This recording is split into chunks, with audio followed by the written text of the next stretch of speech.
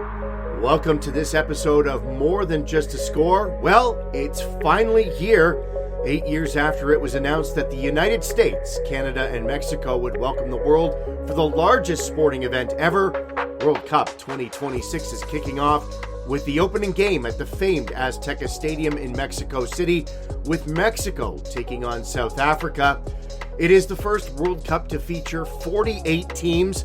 To mark the kickoff of the tournament, we're wrapping up our six-part series on some of the greatest players and moments in World Cup history.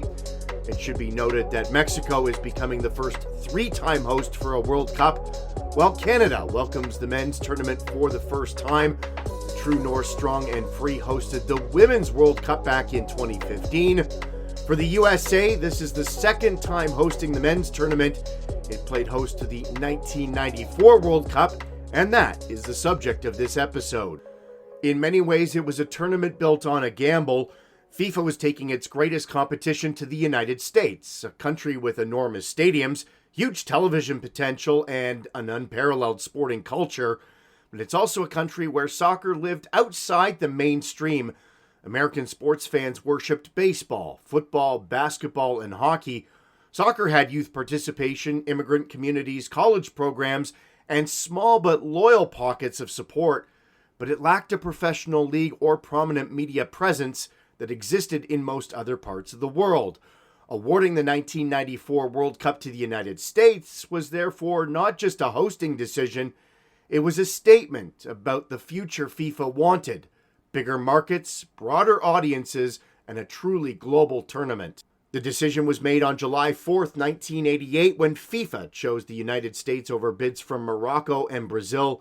The symbolism was impossible to ignore. It was, of course, American Independence Day, when world football handed its showpiece event to a nation still trying to prove it belonged in the sports elite conversation. The choice was controversial from the start. While the United States offered unmatched infrastructure, massive stadium capacities, as well as broadcast and commercial opportunities, it was also a country without a strong soccer culture. Could it generate the passion that the World Cup needed?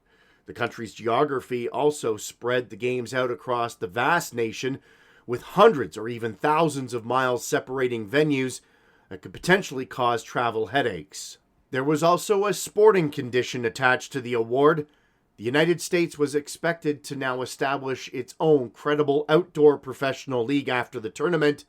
That promise eventually helped lead to Major League Soccer, which began play in 1996. Once the U.S. had secured the right to organize the tournament, the stadium selection process became a massive logistical exercise. Unlike many previous World Cups, the American tournament didn't require the construction of new football stadiums. Instead, organizers chose from large existing venues used for American football. That gave the tournament extraordinary capacity, but it also created challenges. Fields had to be widened, temporary natural grass surfaces had to be installed in some stadiums.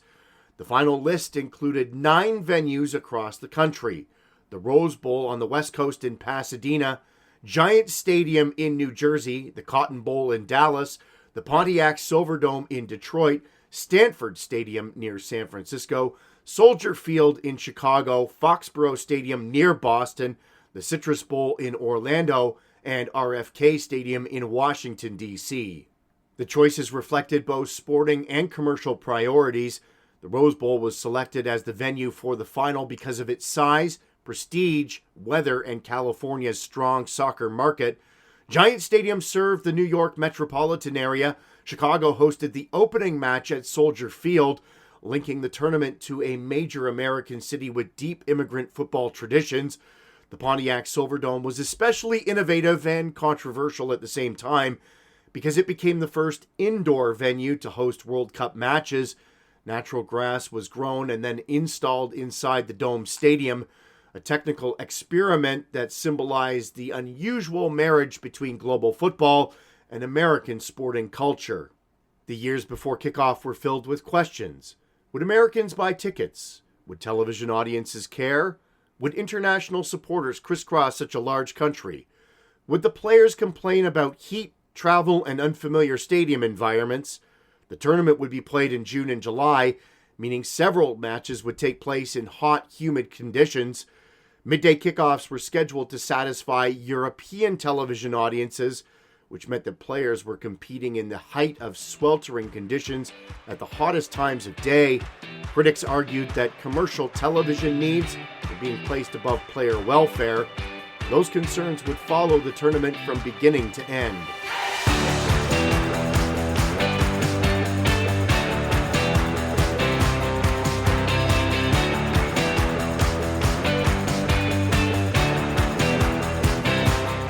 Qualification gave World Cup '94 its global shape. 24 teams would compete, divided into 6 groups of 4. The top 2 teams in each group and the 4 best third-place finishers would advance to the round of 16.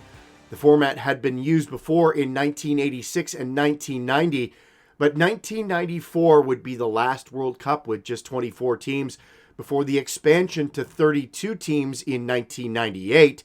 The U.S. qualified automatically as host, while Germany entered as the defending champion. The remaining places were earned through a demanding qualification process. European qualification reflected a continent in transition.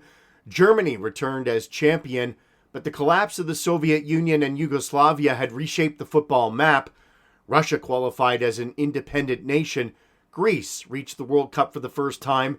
The Republic of Ireland continued its remarkable rise under the stewardship of manager Jack Charlton. Italy, Spain, the Netherlands, Belgium, Switzerland, Sweden, Norway, Romania, and Bulgaria also made the field. However, one of the sport's biggest powers, England, failed to qualify following an embarrassing qualification campaign. France also missed out in devastating fashion, losing late at home to Bulgaria when a draw would have been just enough. Fenef, loin devant. Attention. Attention, Kostadinov. À 10 secondes. C'est la fin. À 10 secondes. À 10 secondes, Kostadinov qui m'a... Aïe, aïe, aïe, aïe, aïe, aïe, quelle catastrophe. 10 secondes de la fin. That result became one of the great shocks of European qualifying. South America sent Brazil, Argentina, Colombia, and Bolivia. Brazil headed to the U.S. with a strong but sometimes criticized team under Carlos Alberto Pereira. Argentina still had Diego Maradona, though no one could foresee how dramatic his tournament would become. Colombia entered with enormous expectations after a brilliant qualifying campaign that included a 5-0 victory over Argentina in Buenos Aires. Many observers considered Colombia a dark horse, perhaps even a title contender. Bolivia reached the World Cup for the first time since 1950. Africa's representatives were Nigeria, Cameroon, and Morocco. Nigeria showed up as one of the most exciting teams in the tournament, full of pace, confidence, and attacking flair. Cameroon returned after its famous quarterfinal run in 1990, though its aging squad would struggle. Morocco brought technical ability and experience but faced a difficult group. From Asia came Saudi Arabia and South Korea. Saudi Arabia was making its World Cup debut and would become one of the tournament's surprise stories. South Korea continued its search for a first World Cup victory. Mexico qualified from CONCACAF, joining the host United States, while no team from Oceania reached the finals. The tournament opened on June 17, 1994 at Soldier Field in Chicago, on a day that would become famous in American sport for other reasons. World Cup '94 kicked off against the backdrop of an NBA Finals game at Madison Square Garden between the New York Knicks and Houston Rockets. Famed golfer Arnold Palmer played his final round at a U.S. Open. Seattle Mariners outfielder Ken Griffey Jr. tied a home run record set by Babe Ruth. And one of the most bizarre "where were you" moments was unfolding on a Southern California highway. Reuters is reporting that the police tracked O.J. Simpson through his cellular phone. Apparently he was on the cellular phone, and they tracked him through there, and that's how they picked up this car. Now, all traffic is being cleared off this freeway either through their own venue or through instructions coming from somewhere. These people, obviously, there's no one paying any attention to anything else but this story. So they're Look at all the listening cars to on their this next radio. bridge, man. That's a helicopter reporting, talking to KCAL, saying, look at all those cars on that bridge looking down. This is living drama. There's nothing else you can say, but We're going to stay with it. Conceivably, as a cellular phone, he could be on that phone right now, talking to his attorney, talking to somebody. There's no rule book on this because this hasn't happened. California Highway Patrol has now confirmed to CNN that it is definitely Al Cowling's vehicle. And they are almost certain that O.J. is in the passenger seat. Former NFL star O.J. Simpson in a white Ford Bronco took police and the rest of the world on a low-speed chase that culminated in his arrest at his Los Angeles area home. Simpson was wanted in connection with the murders of his ex-wife Nicole Brown Simpson and Ronald Goldman. The former running back was charged with 2 counts of first-degree murder and was tried in what was dubbed the trial of the century that resulted in his acquittal. Even with all of that going on, the World Cup's opening match was not overshadowed. Germany would defeat Bolivia 1-0. The large and passionate crowd at Soldier Field sent the signal that although the United States was not a traditional soccer nation, the World Cup still had clearly found an audience. The host team then made its own statement. Playing Switzerland at the Pontiac Silverdome, the United States earned a 1-1 draw in the first indoor match ever in World Cup history. Eric Wijnaldum's free kick was a spectacular moment for American soccer. Wijnaldum. Oh, it's in! America have equalised. It's Eric Wijnaldum for the States, and it was a replica. Miola will be relieved now. It was a replica of the goal he conceded, really. A curled free kick, and Bascalo is left shaking his head in despair. The defining American moment came just days later against Colombia at the Rose Bowl. The United States won 2-1, a shocking result that helped push the host nation into the knockout stage. But that match also became linked to tragedy. Colombian defender Andres Escobar scored an own goal while trying to cut out a cross. After Colombia's early elimination, Escobar returned home and was murdered in Medellin. His death horrified the football world and remains one of the darkest stories in World Cup history. It exposed the dangerous pressure surrounding Colombian football at the time and turned a sporting mistake into a symbol of something far more troubling. The Stars and Stripes would go on to lose its final group match to Romania, but still advanced as one of the best third-place teams. On Independence Day, the 4th of July, the U.S. faced off against Brazil at Stanford Stadium in the round of 16. The Americans battled bravely and frustrated the Brazilians for long periods, especially after Leonardo was sent off for elbowing Tab Ramos. But Brazil eventually found its winner through Bebeto. For the United States, elimination still felt like progress. The team had reached the knockout rounds, beaten Colombia, and shown that American soccer could compete on the global stage. The biggest individual controversy of the tournament involved Diego Maradona. Argentina opened up with a 4-0 win over Greece, and Maradona scored a fierce goal before screaming into a television camera with a wild-eyed intensity. Argentina would then beat Nigeria 2-1, and for a moment, it seemed like Maradona might lead one more magical run. Then came the news that he had failed a drug test for ephedrine. FIFA expelled him from the tournament. Argentina, emotionally shaken, lost to Bulgaria and then Romania. Maradona's World Cup career ended not with another miracle, but with scandal.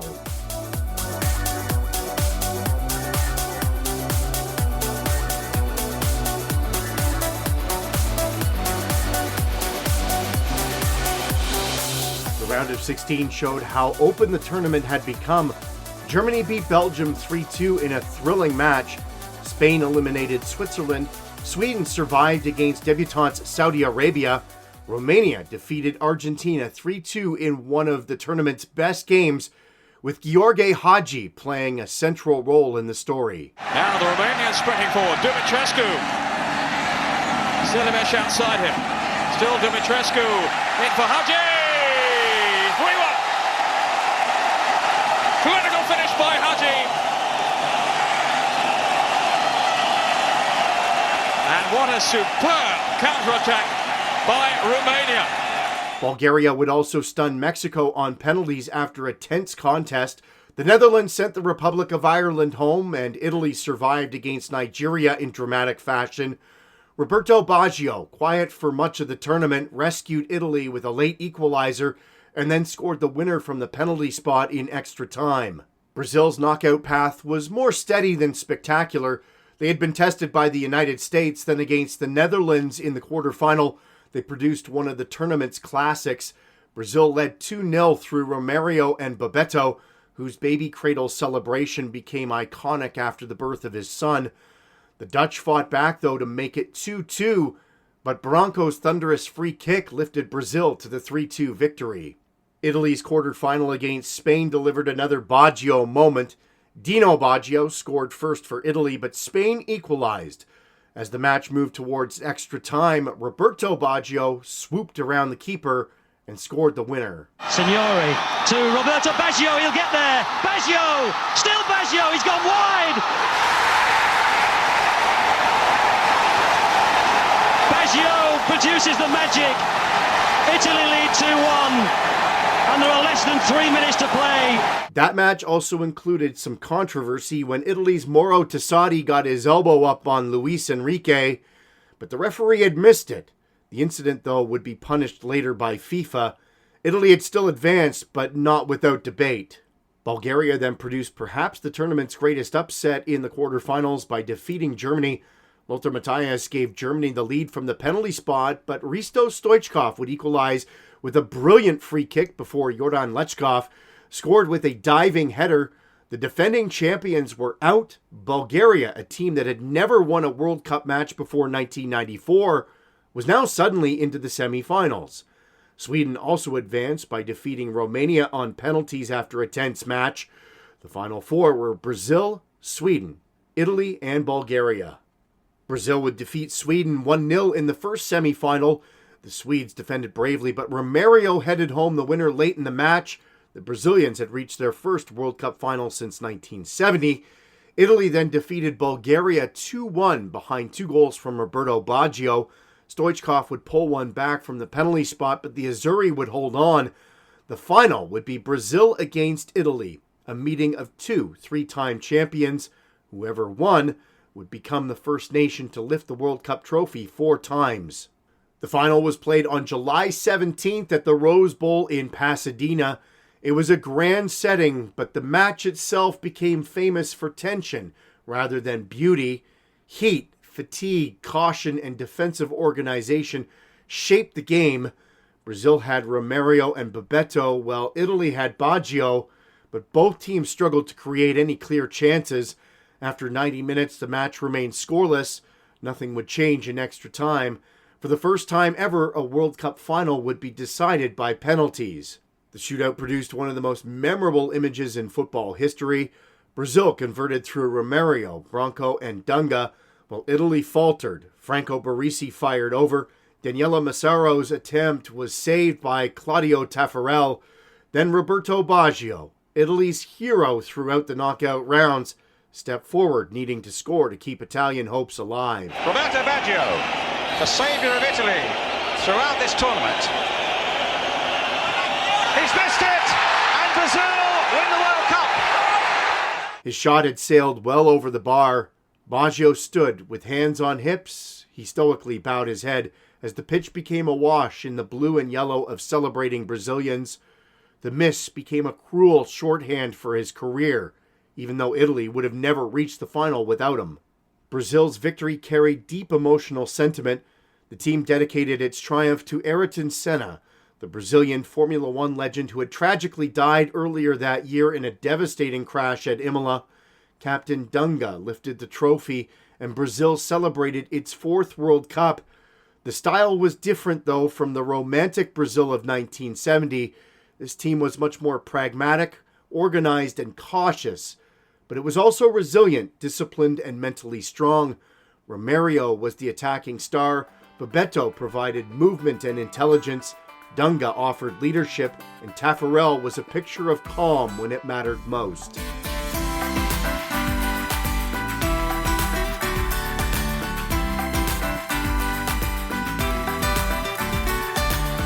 In terms of innovation, the 1994 World Cup changed the event in several ways. FIFA introduced 3 points for a win in the group stage, replacing the old 2-point system in an effort to encourage attacking play.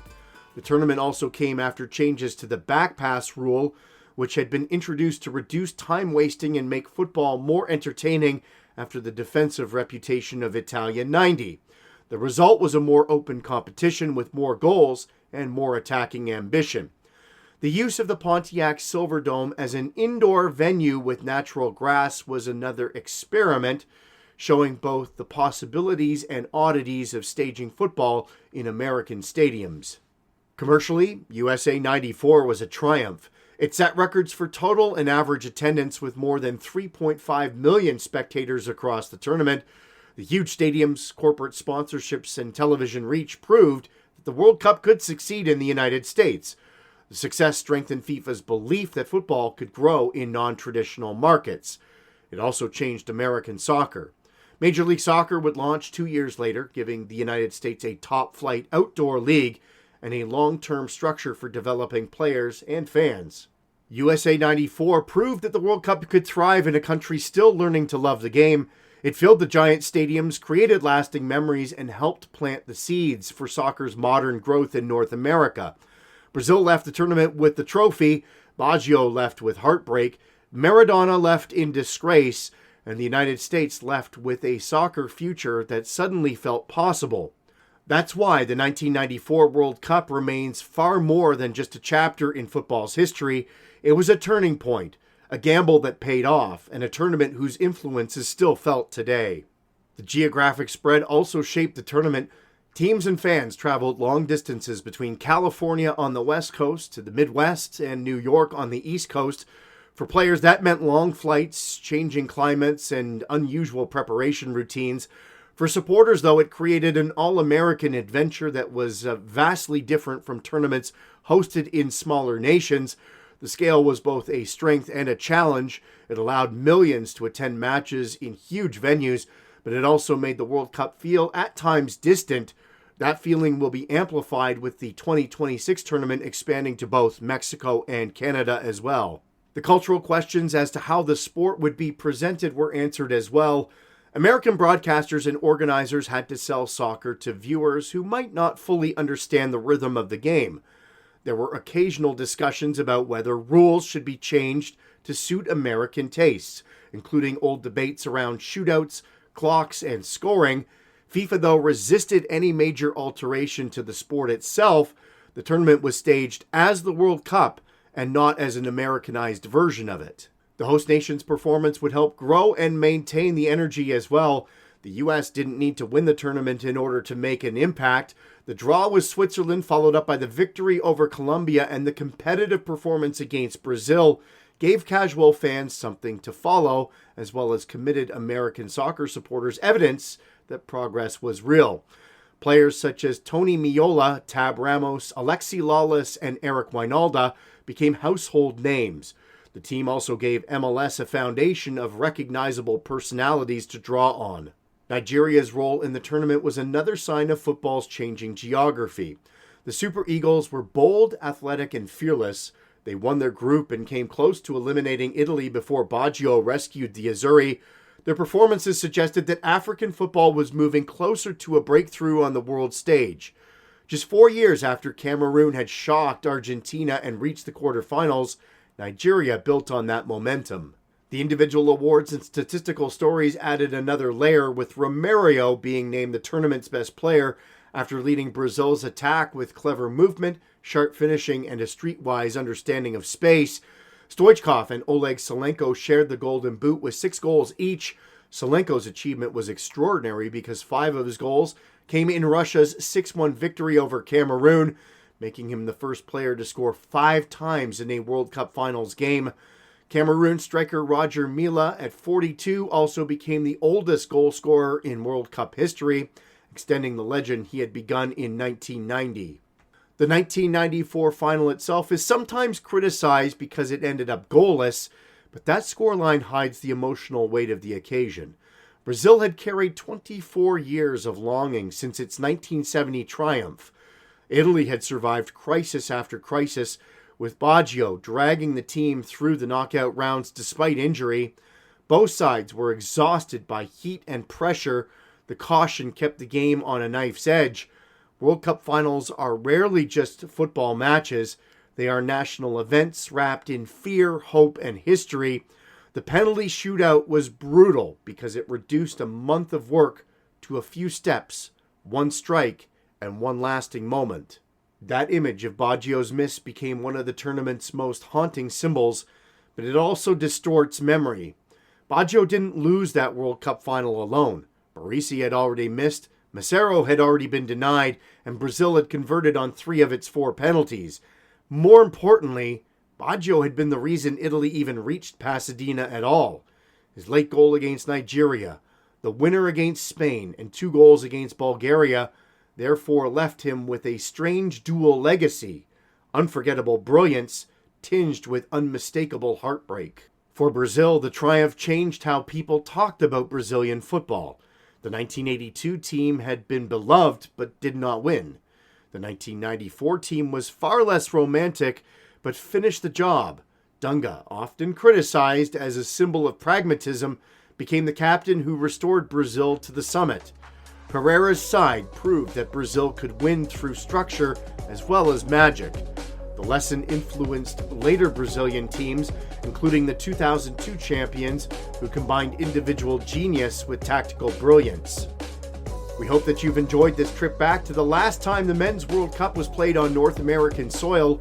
As World Cup 2026 plays out across the continent, 48 more teams will add their stories to another chapter in the great narrative that is the FIFA World Cup, and we hope you enjoy how this tournament plays out. If you enjoyed this story, please check out our other episodes in the series, and be sure to hit the like and subscribe buttons, and join us next time when we look for more than just a score.